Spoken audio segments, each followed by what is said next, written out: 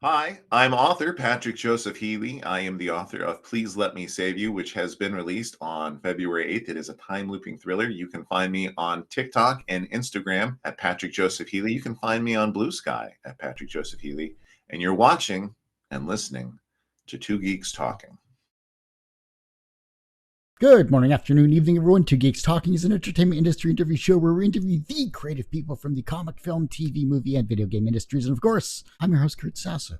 We are joined today by a returning guest. He is an author, he is a psychologist, he's a marketing genius, and the fact that he is back on talking about issue 2 of Please Let Me Save You, we're joined by the ever-talented Patrick Joseph Healy. How are you doing today? I'm great. It's a good day. Pretty happy. Wonderful future to look forward to. Not a cloud in the sky. For those that didn't get to watch the last interview, and shame on them, tell us who you are and what you're bringing to Two Geeks Talking today. Absolutely. My name is Patrick Joseph Healy, as we've established, and I'm the author of a time-looping thriller called Please Let Me Save You that explores the first 24 hours of the nuclear apocalypse, which, as we all remember, happened in 2020, and deals with social issues, political and societal upheaval, how we deal with the impossible threats that we find ourselves facing every day. And the fact that we're on to issue 2, because I know you hinted at issue 2. I know you want to make this a trilogy here, and I think it's a very interesting and topical story. The fact that, especially nowadays, we feel that we're doomed to repeat our lives continuously. Talk us through the second book. Where have we left off since our first character introduction? The first book, as I said, takes place in the first 24 hours in the nuclear apocalypse. The second book begins 2 to 3 months later with getting through the beginning of how we begin to adjust to a world that is completely destabilized. And it begins to explore what we do when we find ourselves in impossible, depressing situations, but we're forced to go on because we just simply haven't died yet. We keep looking at these circumstances where we think, oh yeah, once this happens, it's all over. I don't even have to worry after that.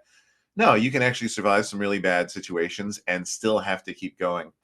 And so our characters find themselves in a world that's trying to remake itself, but they discover that even in the face of tremendous tragedy, there is no benevolence that ever just shows up. There's no goodwill that then takes control of society and says, hey, it's time to heal. It's time to change the direction we're going in.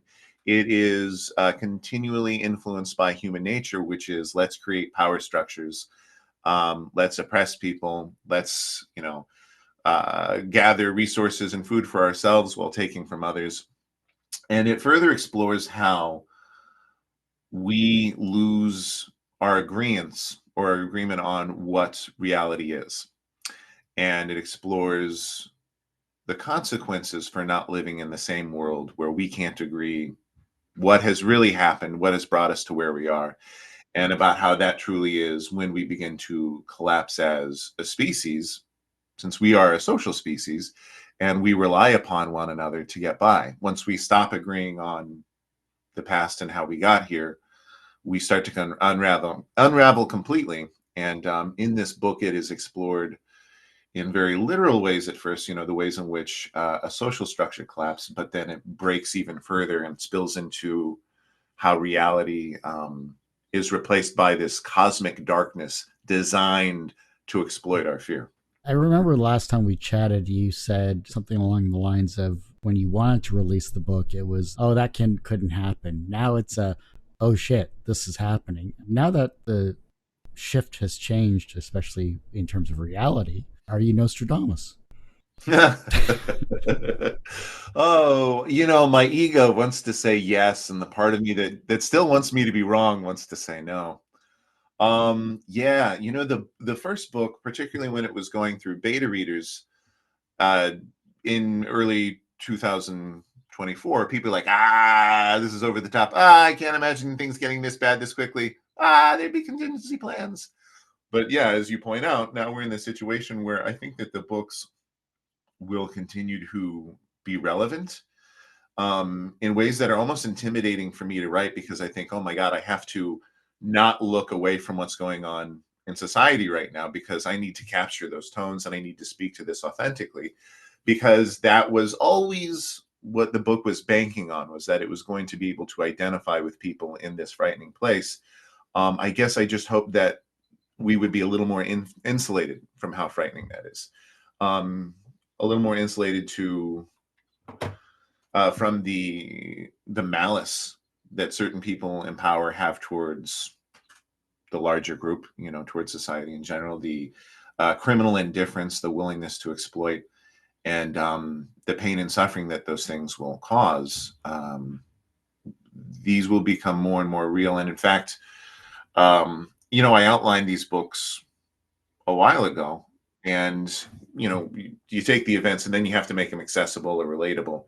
And it's been somewhat helpful because I realized, I should be drawing from these real world events. Like the first book is told in 3 stories. The second book is told in 3 stories. And the first story of the second book draws a lot from January 6th. In fact, it takes place on January 6th of 2021 in this world, in this pivot world, and draws on the fears that we have around things like elections and the valid claim to power, and the dangers in not accepting what is real. So then, looking at book 2 here specifically, are we dealing with Hunter as well in this time around, or are we dealing with new main characters? Like, who is the focal point of book 2? That's a good question. Many of the characters from the first 3 books are main characters. Specifically, from the first 3 stories in the first book are main characters. Specifically, the characters from the second 2 stories. The trilogy kind of goes this way. First book's the first 24 hours. The second book is the end of the world through the eyes of mortals. And the third book is the end of the world through the eyes of gods. And so there's a lot of time looping in the first book. And that is not a focal point of the second book, because I really wanted the reader to feel the vulnerability of these very mortal characters. So it is sci-fi through their experience, but not through their narrative. Whereas the third book will be a much deeper exploration into life and death and reincarnation. Well, that's good. You're coming at least full circle with it. We're at that cusp of your trilogy, which I think is good. The fact that you're writing 3 different storylines into one book is always interesting. It almost feels like a choose your own adventure, but it's linear. Yeah, absolutely. Then when it came to book 2, have you had to rewrite anything based on realistic events or future events? Or is it, now that book 2 is kind of in the wind, there's not much you can do with it except look forward to book 3? I haven't had to rewrite anything. I have refined some things to be a little more in tune with what I think are the relevant topics. But no, it's still I wish it was more done than it is. I've had to spend so much time just marketing this book, which it's an all-day thing. You gotta do it all day. And really, I would say the work that I've been doing is the same work that I was doing throughout the first book, which is, this is good, but I need it to be better. I need to have this exposition here so it's relatable to new writers, but I also want it to hit the ground running. The second, the first book is a thrill ride, which makes total sense because from the beginning, the bomb's going to fall in 30 minutes. So you're always being driven forward by this timer. The second book doesn't have that, and it's designed to be more of a drama than a thriller. But I don't want it to read like a drama where you're like, oh, look at this next long, depressing chapter. I want people to be able to race through it. And so most of the writing and rewriting I'm doing now is getting the essential information out there and then saying, but do I really need that? And is that catapulting the reader into the next chapter? A lot of it has been work in the first book. And beginnings are hard. Sometimes I just skip a first chapter and I write the middle first, and then because once you write the book, what does the beginning really need? What do I address or come back to? But then also there are just times when you're like, I need to understand the direction that I'm firing this thing. So yeah, that's mostly what the work is at the moment. I mean, we can't always have the great opening line of "it was the best of time, it was the worst of times." It's like you can only do so much. Yeah, absolutely. It's easier, I think, to start a story in a world that the reader relates to, which is why I started the first book where I did, so that you can begin with characters and say, oh, I understand what your daily life was like. And when from the very first word, you have to say, this is a different world, and I have to tell you every single thing including how they eat and where light comes from and where water comes from and why they're alive and not dead. There's a heavier burden for crafting a succinct, compelling narrative. You know what I mean? It's not like you're trying to write an RPG in a in a book format there. Yeah. The marketing side of things, I definitely want to touch on that because this is something I've been seeing from your social media more recently, which is great. I think that's wonderful to see. Why the shift now to short form content and promoting the book in that respect? Is it something you've wanted to do but didn't have the time? That's a good question. There is just more success in the short form. Algorithms are meant to reinforce people who watch an entire video. And if you have a minute long video, that's too long. And it is in my nature to go on and on and on and on and on. So long form is natural for me, not as reinforcing in terms of online success. And oftentimes what I'll do is I'll come up with a topic to record and speak on, and then I will cut it down into 2 different videos because it needed to be shorter anyway. Requires me to be less indulgent with what I think a viewership needs to hear. It is also easier for me when I have a single book that I have to promote. I see a lot of authors online, they're promoting different books, and that's great. I'm going to do this today, I'm going to go to this other story tomorrow, and it's not going to be monotonous. There's only so many times I can show people the cover to my book before I start to feel like I've got nothing new to say. And so creating just short form videos allows me to create more conversation starters, I think, or more of an orientation without it being static like it would be in a bunch of still images, and without it being monotonous like it would in long form videos.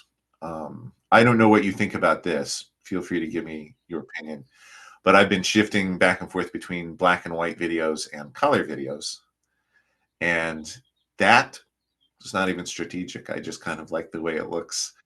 And I hope that, people look at an entire feed. And I think if you see all one thing, this is not my strength as a designer, as a marketer, as a human being. I like a lot of diversity. Everybody else is like, you should have a little more consistency.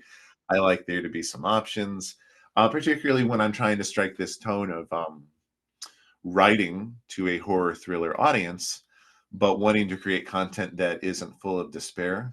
And so, yeah, the black and white versus the full color, like this colorful background, like colorful clothing.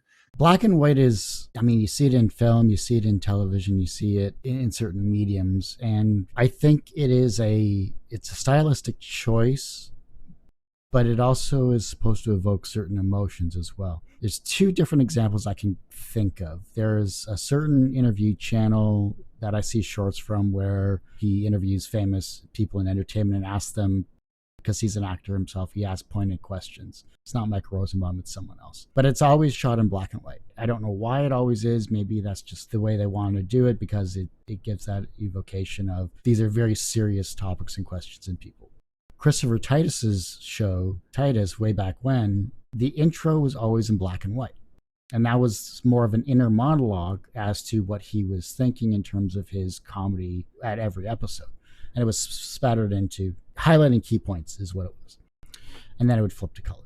If it's used sparingly, it's good. If it's used continuously, you're going for a theme. If it's used never, then, color is your focus. Then that becomes a matter of what are your colors speaking to in terms of emotions and thought, and what are you trying to convey with the colors you so choose in this particular video, whether it's background, clothing, whatever. Yeah, and I think even that suggests far more consideration and the strategy that I've been employing. I think for me, it's like one is stark contrast, and the other one is just my ADHD sort of like, hey, don't we like this? Isn't life fun sometimes? Look at the color. No, that makes sense. I think that's a good way to think of it as well, too, if you don't want to dive too deep into it. But for me, it was more of a color theory aspect with TV and film. I think you're right, but you're right, and I'm indulgent. No, you're not indulgent. You're creative. There's a big difference. Thank you. Yes. See? But the fact that you're doing this, though, and it also comes back, and I was having a conversation about short content creation with another person who is doing it more for singers, because he wants to promote an event. And it's like, well, how do I do this? Why do I do this? What is the main focus of a 30-second video clip? With the attention span the way it is today, and the fact that everyone is so inundated with so much media, shouting into the void is literally what you're doing when you're posting this content. And it's no longer about becoming viral, it's becoming about who is actually going to be able to see my content. And that's got to be hard, especially as an author, when it comes to your Mhm. particular series. Yeah. You are absolutely right about that. And the thing about shouting into a void is there's no echo. There's nothing to bounce the sound back to you and feel like, oh well, I sounded great, I think. There's no reinforcement, or there's very little reinforcement, and it can be really hard to be consistent and move forward. And that's something that I have struggled with, again, as somebody with ADHD who struggles with how they're reinforced. It's hard to say, yeah, I'm just going to keep doing this, even though the results might not be what I'm looking for. And I try to not think about going viral. And I try at this point to even not even think about engagement. I try to think about the future. Because in the future, I will have slowly drawn more eyeballs to my platform. And this content will be a rich history of things that make my account seem legitimate, give people an opportunity to engage with. And I'll be really glad that I invested my time in those things. Whereas if I focus on, man, I didn't get 6 likes from my last post, that I'm sad now, which is, which is definitely something that I've dealt with in the past. You think about, what's the point of doing this? Well, why am I worried about this every day? Why don't I focus on something else? And you are not then investing in your future when you do have that visibility. Um, and people don't frequently come to me and say, hey Patrick, give me your social media advice, but that is what I say, is don't think about today or tomorrow, think about 6 months from now, think about a year from now. You don't need to succeed today, you need to work today, you need to be consistent today, and success will come at some point. I was doing this for 16 years. I knew I was never going to go viral with any of the interviews that I had ever done. Yeah, Doesn't mean that the conversation isn't great. Doesn't mean that the people that come on the show have anything less valuable than someone that's famous to say sure. about what they want to do. So, yeah, virality, if I could say that clearly, virality is a horrible aspect to be famous online because the Sure. focus is shifting constantly. And Hmm. Mr. Beast is a once in a lifetime experience in terms of that aspect that has spawned countless generations of sameness. Yeah, And is that going to be the voice you want to promote in 10, 15 years? Whatever yeah, that may change. yeah, it's a poor motivator, this idea that I'm randomly gonna Yeah. strike it big with some whatever. If that's what you're doing it for, you're not going to get what you're looking for, and you're going to really struggle to continue. You'll burn yourself out with, I just posted a video. I have 5 views. I should just tear it all down and start again. I see Yeah, those comments constantly on social media, and that's not growth. That's just stagnation. Like, why are you doing the content you want to create? And the funny thing is, I'm doing a live stream in a couple of weeks with 8 other podcast hosts, and these types of questions are relevant because hmm, how do you talk to people, how do you communicate, and how do you communicate your message to the masses? And we can only do so much. So for yourself, especially with book 2 here, hmm. you have book 3, that's in the future. Book 2 is your current focus here. What else are you trying to do to get it out there, besides what you're already creating with your short form content? That's a good question, because the great thing about book 2 is I can leverage the first book as a jumping off point for the conversation. It's hard with your first novel because every conversation starts with, you've never heard of me before, and I've never done anything, so tune in. But with the second book, you can say, oh, yeah, I've got this book. It's available right now. And what I'm working on, this stems from that. And this is the relevance. And so there's more of a platform to stand on and say, hey, I'm working on this right now. This is why I think you're going to love this. It is really difficult, I think, particularly for me, when I feel like your conversation is about something you haven't done yet. You know, and it feels like you're promoting a dream. I want to have a hard copy figuratively first, so that I can say, look, I did do something. Here it is. You want to know who I am? Read this. And then, as you're discussing a sequel, you have an audience who either is oriented to what you're working on, what your values are, what your focus is, what your vibe is, or has the ability to orient on it, rather than anytime at any point I could change what my book is about because it's not even been released yet.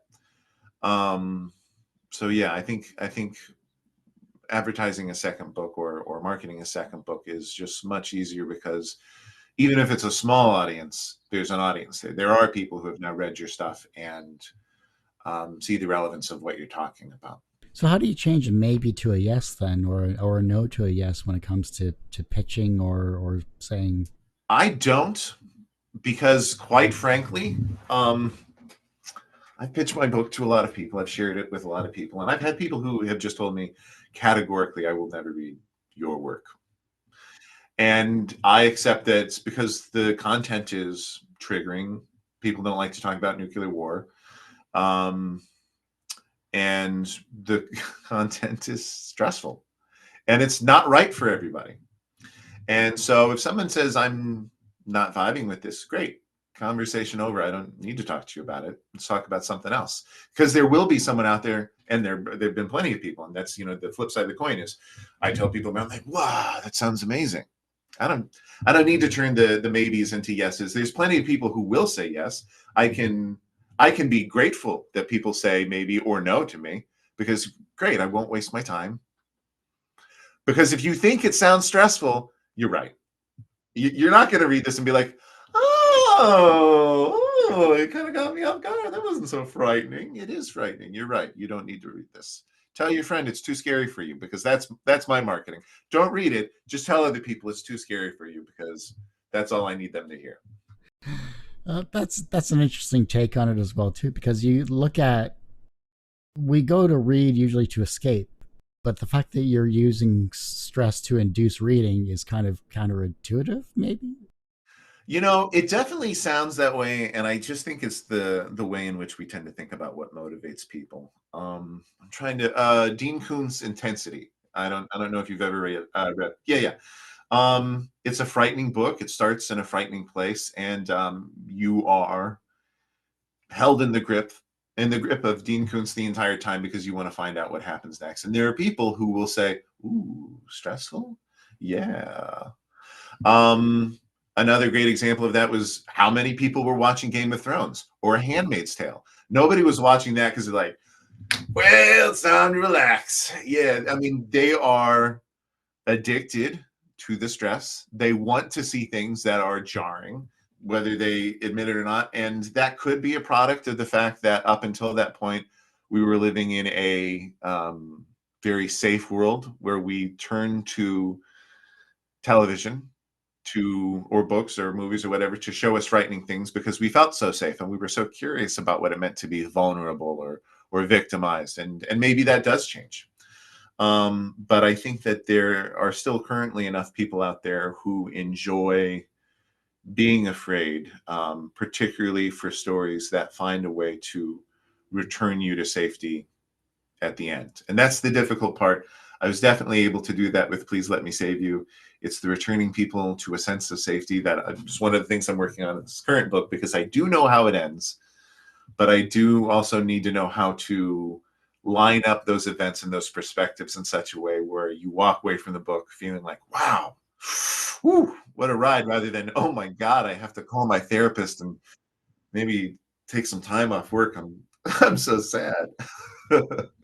Well, now I just want to watch a cute documentary with David Attenborough narrating, Yeah. give myself a break from reality, ironically. What are your next steps? What's coming down the pipe that we can look forward to, whether it's social media, whether it's maybe another series, or how are you trying to stay creativity in this craziness of these times? That's a really good question. I give a lot of thought to what I will work on when this series is done. I plan for it to be 3 books. Then I got an idea for a 4th one, and I like it, and I like where it brings the characters, and it changes the path and the vibe of the series.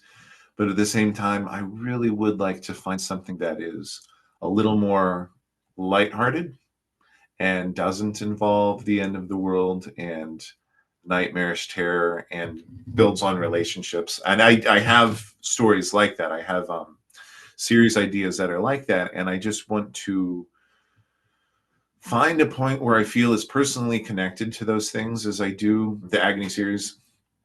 So what does that look like? It looks like a continued exploration of other worlds and other lifestyles. I struggle to write things that are grounded in the present, and quite frankly, I think that's always been because I like a little bit of fantasy, but more and more I don't really think that the present is real anymore. And by that I mean we have lived with this concept of what it is to be in the present. And if you look at the 90s or the aughts or anything like that, it's characterized by safety and stability. It's characterized by when does the new product come out that I'm going to buy? When does the movie come out that I'm going to watch? If this happens, there's going to be some kind of consequence. And I don't think that we're going to have that stability moving forward. And so the idea of writing a book that is at all grounded in a static concept of where we are in space and time feels like even more of a fantasy, because I think that's the one thing that's impossible. So it would be hard for me to write like a thriller about an FBI agent who's investigating this, that, and the other, because I don't feel like the world is going to be reflective of what I think today is. So it would probably continue to be things. I mean, all my stories tend to involve death in some meaningful way. I've got a series I'm working on that it's not a series. It's actually a little hard to explain, but it's about brain death and the conscious experience during brain death and how our thoughts and our beliefs manifest.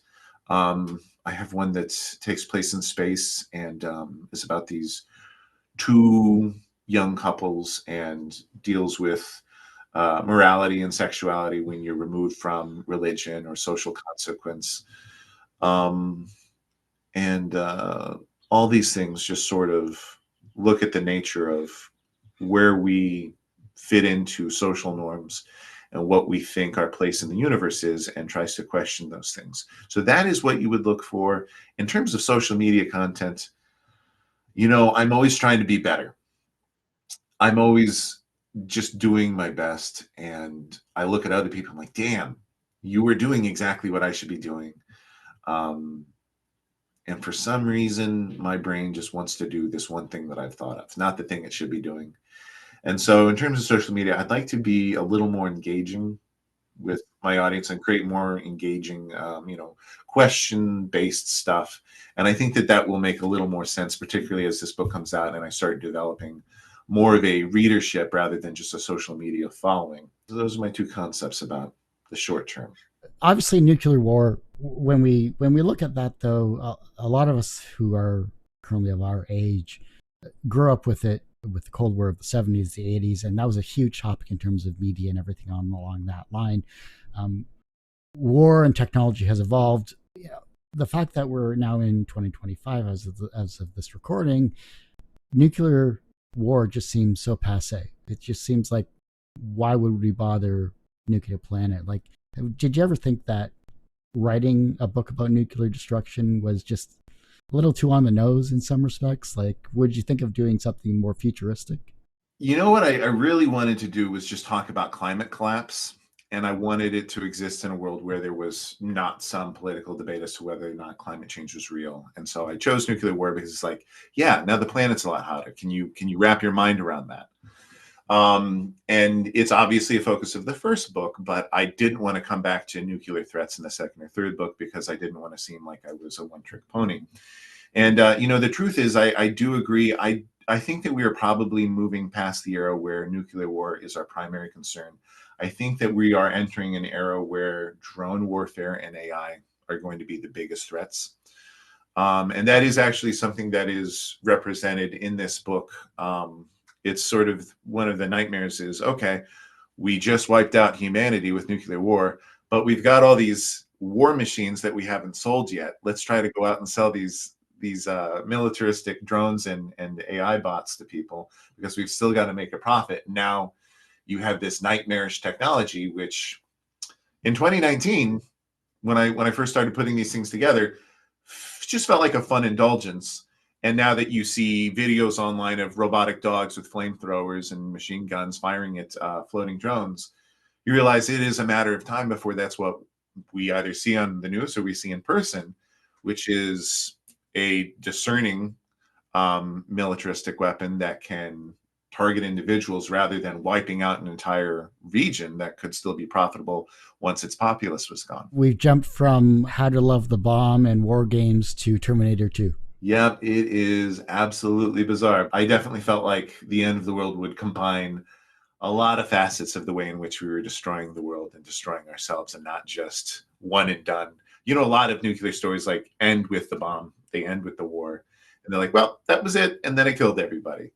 And I really wanted to explore what happens to the people who were unfortunate enough to survive that stuff. You look at Oppenheimer, though, it's like how you build the bomb. You look at How to Love the Bomb in terms of the foils of war and nuclear aspects like that. And then you look at Please Let Me Save You. Like, it's a good transition in terms of media, I think, from television to book. Thank you very much. I hate to say this, Patrick, but that ends this particular episode of Two Geeks Talking. I want to thank you so much for coming back on the show. Hey, thank you very much for having me. I enjoyed talking to you, Kurt. Before I let you go, where can we find you? How can we support you?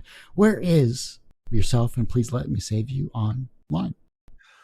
Please Let Me Save You is currently on Amazon. I hope to have it in my own store someday, but presently you can find an ebook or a paperback on Amazon.com. Just search Please Let Me Save You book, or you can go to pleaseletmesaveyou.com. It will take you directly to that page. On Instagram, Blue Sky, and TikTok, you can find me at Patrick Joseph Healy. If you want to support me, you can buy my book, or you can find me on Patreon. I'm also at Patrick Joseph Healy. That ends this particular episode of Two Geeks Talking. You could, of course, find this interview and 1,200 plus others on our YouTube channel, youtube.com/TGT Media. The podcast you can find at twogeekstalking.podbean.com, or just search Two Geeks Talking. That's TWO, not the number 2. Please don't get those confused, whatever you do. By searching Two Geeks Talking on podcast platforms. And as I say every week, everyone has a story to tell. It's up to me to help bring that out. Thanks for listening and watching on Two Geeks Talking.